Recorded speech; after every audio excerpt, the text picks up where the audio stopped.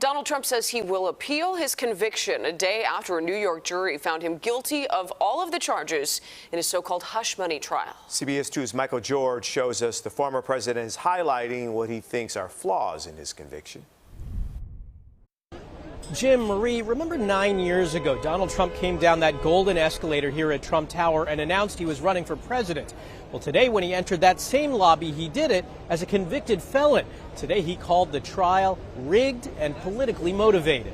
Former president and now convicted felon Donald Trump said his team will appeal a New York jury's guilty verdict as he railed against the judge.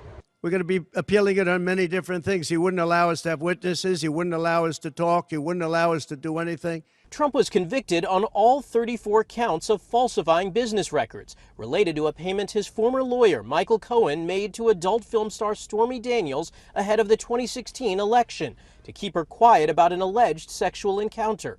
Legal experts say her salacious testimony may be one area the defense targets for appeal.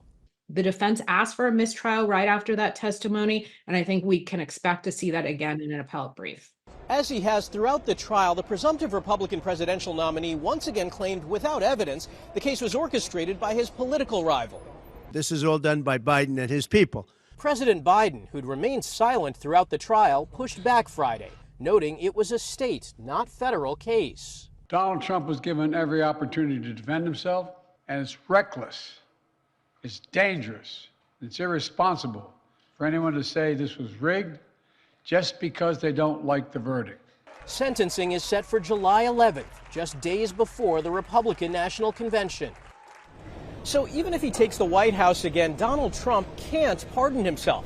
Presidents can pardon federal crimes, but not state ones. Reporting outside Trump Tower, Michael George, CBS 2 News.